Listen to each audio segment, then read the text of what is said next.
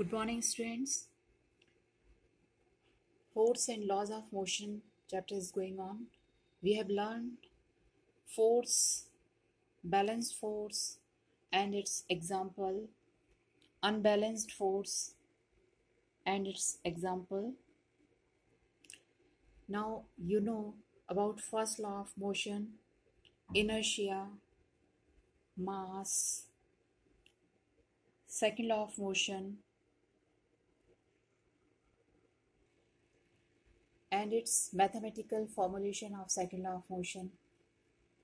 So we get F equal to kma or F equal to ma. This is the second law of motion. Now we know about third law of motion. To every action there is an equal and opposite reaction and they act on two different body. इतनी चीजें आप समझ चुके हैं.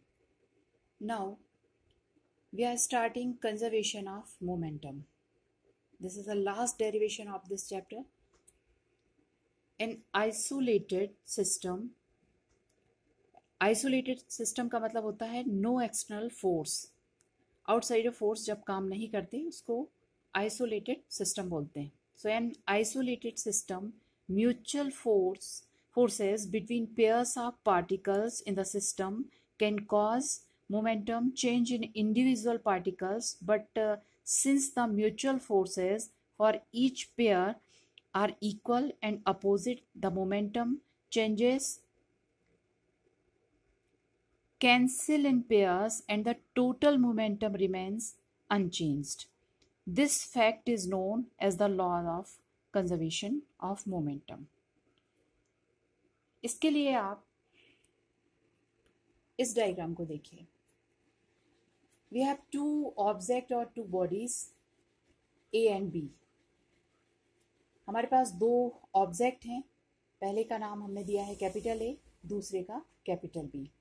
ये collide होते हैं, आपस में टकराते हैं और आफ्टर कोलिजन इनका डायरेक्शन आप देखिए इस तरह हो जाता है. तो बिफोर कोलिजन A का मोमेंटम होता है PA और B का मोमेंटम होता है PB. आफ्टर कोलिजन A का मोमेंटम हो जाता है P' और B का हो जाता है P'. मतलब या तो आप PA और PB को इनिशियल मोमेंटम बोल सकते हो और P' P' को फाइनल मोमेंटम बोल सकते हो, या फिर आप इसको बिफोर कोलिजन मोमेंटम और मोमेंटम ऑफ आफ्टर कोलिजन ये भी बोल सकते हैं. तो ये जो घटना हो रही है इसमें मेन चीज़ ये है कि A और B कोलाइड होते हैं और उनका मोमेंटम चेंज हो जाता है. तो बिफोर कोलिजन इनके मोमेंटम याद रखिए और आफ्टर कोलिजन इनके मोमेंटम क्या होते हैं वो याद रखिए. So consider two bodies capital A and B with initial momentum PA and PB. The bodies collide, get apart with final momentum P' and P'. So by second law of motion we have FAB equal to P' minus PA and FBA equal to P' minus PB. अब ये कैसे आया है इसको समझिए. When we are using FAB, it means force A to B direction में लग रहा है, A से B की तरफ, या जो ऑब्जेक्ट A है वो B को फोर्स लगा रहा है.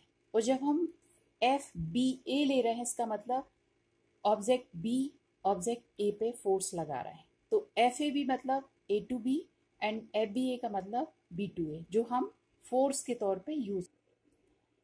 When we take FAB, it means A to B force लग रहा है और इसका जो फाइनल मोमेंटम है वो P' है और इसका इनिशियल मोमेंटम PA है. यहाँ पे जब हम FAB लेते हैं तो मोमेंटम A के लिए वर्क करता है. तो हमने मोमेंटम दोनों A के लिए हैं, फाइनल और इनिशियल. और जब हम FBA लेते हैं तो B वर्क कर रहा होता है तो हम मोमेंटम B के लेते हैं. This is final momentum of B and this is initial momentum of B. So we have two formulas, FAB and FBA. अब आप जानते हैं थर्ड लॉ ऑफ मोशन से कि दो फोर्स एक दूसरे के इक्वल और अपोजिट होते हैं. एक्शन इक्वल टू रिएक्शन होता है, बट वो अपोजिट डायरेक्शन होता है। वैसे ही हमारे पास दो फोर्स हैं, FAB और FBA, ये दोनों इक्वल हैं बट अपोजिट डायरेक्शन में है। तो अपोजिट डायरेक्शन को शो करने के लिए हम किसकी हेल्प लेते हैं? माइनस की। अब हमारे पास FAB की भी वैल्यू है और FBA की भी वैल्यू है। बस आपको यहाँ पे याद रखना पड़ेगा, जब आप FAB की वैल्यू रखोगे तो ये बिना ब्रैकेट के रख सकते हैं, लेकिन जब FBA की वैल्यू रखेंगे तो ब्रैकेट का यूज़ करना होगा, क्योंकि यहाँ पे बाहर माइनस है। तो FAB की वैल्यू पुट की यहाँ पे, P' minus PA equal to minus, और यहाँ पे FBA की वैल्यू पुट करी P' माइनस PB। अब इसके बाद लेफ्ट हैंड साइड जो है वो ज्यों का त्यों है, लेकिन राइट हैंड साइड में माइनस का इंटू होगा, माइनस का मल्टीप्लिकेशन होगा। तो P' जो प्लस का है वो माइनस से मल्टीप्लाई होके माइनस का हो जाएगा, और जो PB माइनस का है तो वो प्लस का हो जाएगा। So we got P' minus PA equal to PB minus P'. अब इसका ट्रांसपोजिशन कर दीजिए, P' इस साइड पहुंचकर प्लस का हो जाएगा और PA इस साइड पहुंच के प्लस का हो जाएगा। तो दो चीज़ें हमारे पास माइनस की हैं, इनकी प्लेस चेंज करोगे, ट्रांसपोजिशन करोगे तो दोनों प्लस के हो जाएंगे। So we get P' plus P' equal to PA plus PB। इसको आप या तो ऐसा लिख लें या फिर इसको थोड़ा सा अरेंज करके लिख लें। ये आप समझ रहे हैं कि जब डैश लगा है that is called final position, और जब डैश नहीं है दिस इज इनिशियल पोजीशन। तो पहले फर्स्ट स्टेज लिखते हैं या इनिशियल स्टेज लिखते हैं, उसके बाद फाइनल या लास्ट स्टेज लिखते हैं। So it means PA plus PB equal to P' plus P'. आप समझ रहे हैं कि ये PA जो है वो A बॉडी का इनिशियल मोमेंटम था और PB जो है वो B बॉडी का इनिशियल मोमेंटम था। वैसे यहाँ पे ये A के लिए फाइनल मोमेंटम है, ये B के लिए फाइनल मोमेंटम है। तो इसको जब आप इनवर्स शो करते हैं तो आप कहेंगे total initial momentum equal to total final momentum. This is called law of conservation of momentum. इसी को हम इक्विलिब्रियम ऑफ ए पार्टिकल से भी शो करते हैं कि जब दो डायरेक्शन में फोर्स वर्क करते हैं तो हम third law of motion use करते हैं कि दोनों इक्वल और एक दूसरे के अपोजिट होते हैं। यदि F1 इस डायरेक्शन में है और F2 इस डायरेक्शन में है तो बोथ आर अपोजिट डायरेक्शन। तो हम अब लिखेंगे इसको F1 equal to minus F2, और जब आप ट्रांसपोजिशन करेंगे it means F1 plus F2 equal to 0। This is called equilibrium.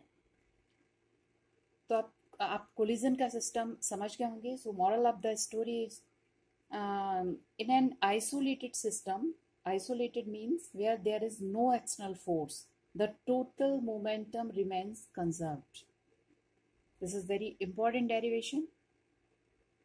यदि आपको अभी कोई डाउट है तो आप मुझसे पूछ सकते हैं। Thank you.